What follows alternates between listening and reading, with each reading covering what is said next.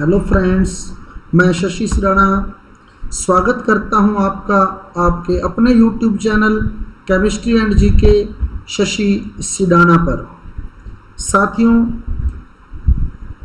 आज का वीडियो शुरू करने से पहले मैं आपको बताना चाहूँगा कि हमारे कक्षा 12 रसायन विज्ञान JET REET level 1 REET level 2 गणित विज्ञान पटवार भर्ती परीक्षा संबंधी तैयारी के लिए व्हाट्सएप ग्रुप में नियमित लेक्चर व टेस्ट भेजे जा रहे हैं ताकि कोई भी विद्यार्थी अपनी पढ़ाई से वंचित न रहे। व्हाट्सएप ग्रुप में जुड़ने के लिए अपना नाम व पता लिखकर मैसेज करें हमारे मोबाइल नंबर 9928782905 पर।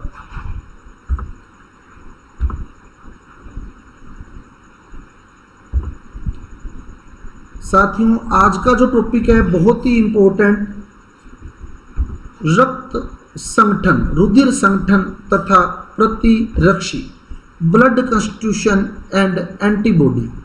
इस टॉपिक के अंदर रक्त के जितने भी महत्वपूर्ण बिंदु जो कॉम्पिटिटिव एग्जाम्स में पूछे जा सकते हैं वो मैंने एक जगह कलेक्ट करके आपको प्रोवाइड करवाने का प्रयास किया है। रेयर मैटर है, जो सारी जगह नहीं मिलेगा आपको, तो कई बुक से कलेक्ट करके मैंने मेन बातें इस टॉपिक के अंदर डाली हैं। लेकिन इस टॉपिक को डिस्कस करने से पहले हम पिछले टॉपिक के कुछ क्वेश्चंस जो आपको दिए हुए थे उनके आंसर्स डिस्कस करेंगे। और जिन्होंने पिछला वीडियो नहीं देखा है, डिस्क्रिप्शन बॉक्स में लिंक दिया हुआ है, तो वहाँ वो पहले वीडियो देखें, फिर इन क्वेश्चंस को सोल्व करने का प्रयास करें और अपने आंसर टैली करें। तो हमारे जो क्वेश्चंस थे, इनहेरिटेंस ऑफ ब्लड ग्रुप से रक्त समूह की वंशागति से आपको क्वेश्चन दिए हुए थे, स्वयं हल करें। तो 3 क्वेश्चन इसमें आपको दिए हुए थे, जिसमें पहला क्वेश्चन था यदि समयुग्मजी बी रक्त समूह वाले नर का विवाह समयुग्मजी ए रक्त समूह वाली मादा से हो जाए तो उनसे उत्पन्न संतानों में संभावित रक्त समूह की सही स्थिति है। तो इसका जो उत्तर है 100% ए बी, सभी संतानें ए बी रक्त समूह वाली होंगी। दूसरा क्वेश्चन था आपके पास, यदि ओ रक्त समूह वाले नर का विवाह ए बी रक्त समूह वाली मादा से हो जाए। तो यहाँ थोड़ी मिस्टेक हो गई थी, मेरे पास समयुग्मजी ए बी लिखा हुआ था, तो उसको थोड़ी करेक्शन कर लेना। यदि ओ रक्त समूह वाले नर का विवाह ए बी रक्त समूह वाली मादा से हो जाए तो ए बी कभी भी समयुग्मजी नहीं हो सकता, तो उनसे उत्पन्न संतानों में संभावित रक्त समूह की सही स्थिति है। उसका हल आ जाएगा 50% ए एंड 50% बी। तीसरा क्वेश्चन आपके पास था, यदि समयुग्मजी बी रक्त समूह वाले नर का विवाह विषम युग्मजी ए रक्त समूह वाली मादा से हो जाए तो उनसे उत्पन्न संभावित रक्त समूह की सही स्थिति है। तो जो संतानें होंगी वो 50% ए बी और 50% बी रक्त समूह वाली होंगी। तो ये आपके आंसर्स थे। जिन्होंने किए हैं वो अपने आंसर टैली कर सकते हैं, और जिन्होंने नहीं किया है वो पहले पिछला वीडियो जो था उसका लिंक डिस्क्रिप्शन बॉक्स में दिया हुआ है, तो वहाँ से पिछला वीडियो देखें और इन क्वेश्चंस को करने का प्रयास करें। अब आज का टॉपिक हमारा बहुत ही इंपॉर्टेंट होने वाला है। फिर क्लियर कर दूं आपको, एक रेयर मैटर आप तक प्रोवाइड करवाया जा रहा है। कॉम्पिटिटिव एग्जाम्स के अंदर डायरेक्ट क्वेश्चन पुट होता है इनसे। तो चलो डिस्कस करते हैं हम रुधिर संगठन और प्रतिरक्षी, ब्लड कंस्टिट्यूशन एंड एंटीबॉडी। तो सबसे पहली बात करें हम रक्त या रुधिर। तो रक्त एक तरल संयोजी उत्तक है। पहला इंपॉर्टेंट क्वेश्चन, रक्त है तो रक्त तरल संयोजी उत्तक है। फिर रक्त का निर्माण, रक्त का निर्माण वयस्क में जो रक्त का निर्माण होता है वो लाल अस्थि मज्जा के अंदर होता है, लाल अस्थि मज्जा में। और भ्रूण अवस्था में तथा नवजात शिशु में जो रक्त का निर्माण होता है वो प्लीहा के अंदर होता है, प्लीहा में। तो 2 इंपॉर्टेंट बातें हैं। अगर वयस्क में रक्त का निर्माण पूछ लेता है तो लाल अस्थि मज्जा, और भ्रूणावस्था तथा नवजात शिशु में अगर रक्त का निर्माण पूछ लेता है तो वो प्लीहा में होता है, सप्लीन बोलते हैं इंग्लिश के अंदर हम, SPLEEN। रक्त हल्का क्षारीय होता है जिसकी पीएच का मान 7.4। बहुत ही इंपॉर्टेंट क्वेश्चन है। रक्त की पीएच का मान है 7.4। रक्त की प्रकृति है हल्का क्षारीय। तो महत्वपूर्ण बिंदु कलेक्ट किए गए हैं इसके अंदर, तो ये वीडियो आप अंत तक देखिएगा, एक एक पॉइंट इसका आप नोट कीजिएगा अपनी नोटबुक के अंदर। बहुत ही इंपॉर्टेंट टॉपिक होने वाला है आपके लिए। फिर नेक्स्ट बात करें हम, तो रक्त की प्रकृति जो था तरल संयोजी उत्तक था, और रक्त का जो निर्माण होता है वो लाल अस्थि मज्जा में और भ्रूणावस्था के अंदर और नवजात शिशु में प्लीहा के अंदर। अब बात करें हम रक्त के संगठन की, तो रक्त में दो भाग हैं, एक द्रव और एक ठोस। रक्त का जो द्रव भाग है वो प्लाज्मा कहलाता है और रक्त का जो ठोस भाग है वो कोशिकाएं या कणिकाएं, जिसमें लाल रक्त कणिकाएं, श्वेत रक्त कणिकाएं और बिंबाणु, प्लेटलेट्स बोलते हैं जिनको हम, तो वो आते हैं। तो रक्त में दो भाग हैं, द्रव और ठोस। तो रक्त के दो भाग होते हैं। नंबर एक द्रव भाग प्लाज्मा, प्लाज्मा जो होता है वो इसका द्रव भाग होता है। और नंबर दो कोशिकाएं बिंबाणु या कणिकाएं बिंबाणु, ठोस भाग होता है ये इसका।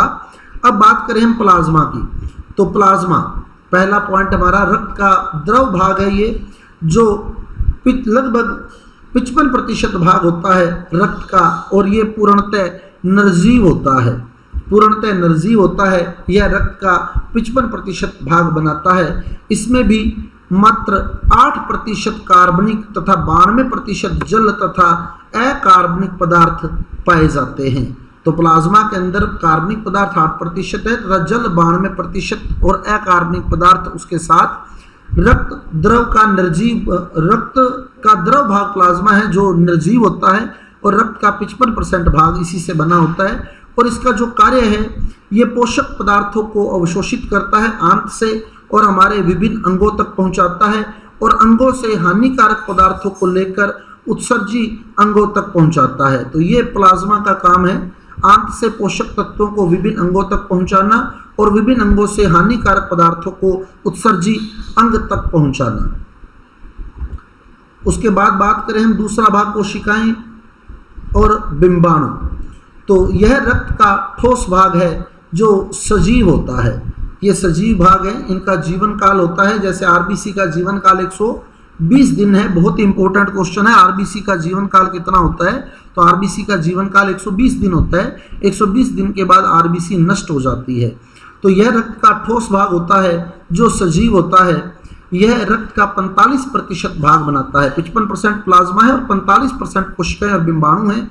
इसमें लाल रक्त कणिकाएं या लाल रक्त कोशिकाएं कह सकते हैं, श्वेत रक्त कणिकाएं या श्वेत रक्त कोशिकाएं तथा बिंबाणु यानी प्लेटलेट्स सम्मिलित हैं। लाल रक्त कणिकाएं रेड ब्लड कार्पसल्स आरबीसी, श्वेत रक्त कणिकाएं व्हाइट ब्लड कार्पसल्स डब्ल्यूबीसी तथा बिंबाणु यानी प्लेटलेट्स। अब बात करें हम लाल रक्त कणिकाएं आरबीसी। आरबीसी क्या है? तो यह कुल रक्त कणिकाओं का 99% भाग है। तो लगभग हमारे रक्त के अंदर जो कणिकाएं हैं उसका 99% भाग आरबीसी ही है, और हीमोग्लोबिन वर्णक के कारण इसका जो रंग होता है वो लाल होता है। तो आरबीसी के लाल रंग का कारण है हीमोग्लोबिन वर्णक, और हीमोग्लोबिन वर्णक में पाया जाने वाला धातु है लोहा, आयरन।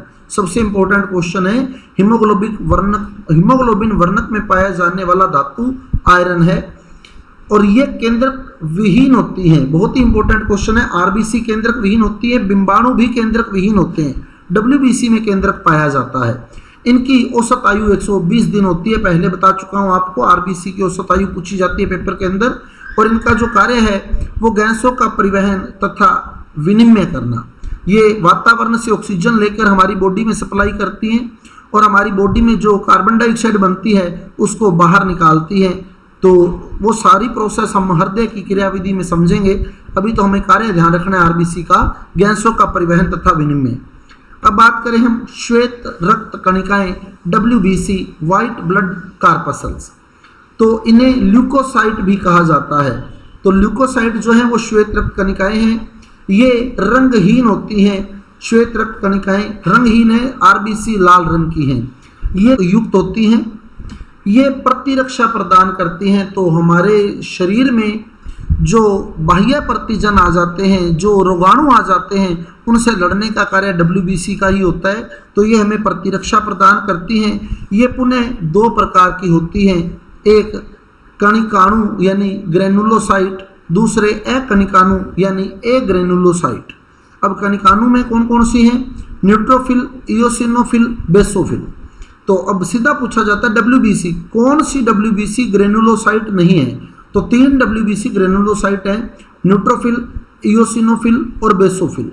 दो डब्ल्यूबीसी ऐसी होती हैं जो अकणिकाणु यानी ए ग्रेनुलोसाइट होती हैं, मोनोसाइट और लिम्फोसाइट। तो दूसरी आती है अकणिकाणु ए ग्रेनुलोसाइट, लिम्फोसाइट व मोनोसाइट, लिम्फोसाइट व मोनोसाइट।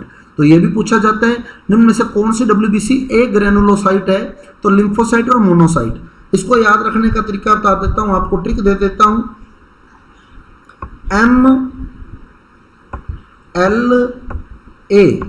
MLA बहुत आराम से याद रह जाएगा। MLA M मतलब मोनोसाइट, L मतलब लिम्फोसाइट और A मतलब ए ग्रेनुलोसाइट। तो मोनोसाइट और लिम्फोसाइट जो होती हैं वो ए ग्रेनुलोसाइट होती हैं। तो फिर अंडरस्टूड है कि न्यूट्रोफिल, इओसिनोफिल और बेसोफिल जो होंगी वो ग्रेनुलोसाइट होंगी। अब इनके बारे में हम महत्वपूर्ण बातें पढ़ेंगे। सबसे मेन बातें जो हैं, न्यूट्रोफिल रक्त में सर्वाधिक मात्रा में पाई जाने वाली श्वेत रक्त कणिका। अगर आपसे पूछ लेता है कि कौन सी श्वेत रक्त कणिका रक्त में सबसे ज्यादा पाई जाती है, तो न्यूट्रोफिल। लिम्फोसाइट प्रतिरक्षा प्रदान करने वाली प्राथमिक श्वेत रक्त कणिका है। तो लिम्फोसाइट जो है वो प्रतिरक्षा प्रदान करने वाली प्राथमिक कोशिका है। प्रतिरक्षी निर्माण बी लिम्फोसाइट से होता है। लिम्फोसाइट को भी हम आगे बांटते हैं, बी लिम्फोसाइट, टी लिम्फोसाइट और प्राकृतिक मारक कोशिका। तो लिम्फोसाइट को भी आगे बांटा जाता है, बी लिम्फोसाइट, टी लिम्फोसाइट और प्राकृतिक मारक कोशिका। तो प्रतिरक्षा प्रदान करने वाली कोशिका जो है वो लिम्फोसाइट ही है। प्रतिरक्षी का निर्माण इसी से होता है, आगे डिस्कस करेंगे हम उसको। तो लिम्फोसाइट प्रतिरक्षा प्रदान करने वाली प्राथमिक कोशिका है। मोनोसाइट महाभक्षक कोशिका में रूपांतरित होती है। तो ये भी इंपॉर्टेंट क्वेश्चन है, कौन सी डब्ल्यूबीसी महाभक्षक कोशिका में रूपांतरित होती है, तो मोनोसाइट। लिम्फोसाइट कोशिकाओं के मुख्य प्रकार बी लिम्फोसाइट, टी लिम्फोसाइट तथा प्राकृतिक मारक कोशिकाएं हैं। पहले बता चुका हूं आपको, बी लिम्फोसाइट, टी लिम्फोसाइट तथा प्राकृतिक मारक कोशिकाएं। इनमें से बी लिम्फोसाइट जो है वो मेन प्रतिरक्षी का निर्माण करती हैं। जब भी कोई बाह्य प्रतिजन हमारे शरीर में प्रवेश करता है, रोगाणु हमारे शरीर में प्रवेश करता है, तो प्रतिरक्षी के निर्माण में बी लिम्फोसाइट कोशिका की भूमिका जो होती है वो सबसे मुख्य रहती है। तो बाह्य प्रतिजनों के प्रति प्रतिरक्षी निर्माण में मुख्य भूमिका बी लिम्फोसाइट की होती है। अब बिंबाणु या प्लेटलेट्स, बिंबाणु या प्लेटलेट्स, इनका जीवन काल जो होता है वो 10 दिन का होता है। ये भी केंद्रक विहीन होते हैं और इनका मुख्य कार्य रक्त का थक्का बनाना। तो थ्रोम्बोसाइट के नाम से इन्हें जाना जाता है। केंद्रक विहीन होते हैं ये भी, और इनका जीवन काल जो होता है वो सिर्फ 10 दिन का होता है और ये रक्त का थक्का बनाने में सहायता करती हैं। ये जो बिंबाणु कोशिकाएं होती हैं रक्त का थक्का बनाने में सहायता करती हैं। अब बात करें हम प्रतिरक्षी की, एंटीबॉडी की। तो एंटीबॉडी के बारे में हम पहले भी पढ़ चुके हैं, अभी भी हमने डिस्कस किया है कि जब भी कोई बाह्य प्रतिजन हमारे शरीर में प्रवेश करता है तो हमारी जो बी लिम्फोसाइट है उससे प्लाज्मा कोशिका बनती है, और प्लाज्मा कोशिका जो होती है वो आगे प्रतिरक्षी का निर्माण करती है।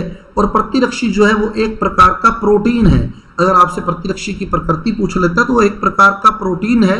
अभी आगे डिस्कस करेंगे हम इसकी मेन बातें। बाह्य प्रतिजनों के प्रति प्रतिरक्षी निर्माण में मुख्य भूमिका बी लिम्फोसाइट कोशिका की होती है। बाह्य प्रतिजन के शरीर में प्रवेश करते ही बी लिम्फोसाइट कोशिका प्लाज्मा कोशिका का निर्माण करती है, और ये प्लाज्मा कोशिका ही प्रतिरक्षी का निर्माण करती है। तो जैसे ही कोई बाह्य प्रतिजन हमारे शरीर में प्रवेश करता है, बी लिम्फोसाइट कोशिका जो होती है वो प्लाज्मा कोशिका बनाती है, और प्लाज्मा कोशिका आगे प्रतिरक्षी का निर्माण करती है। प्रतिरक्षी प्रोटीन है और संरचना के आधार पर 5 प्रकार के प्रतिरक्षी होते हैं, IgA, IgD, IgE, IgG और IgM।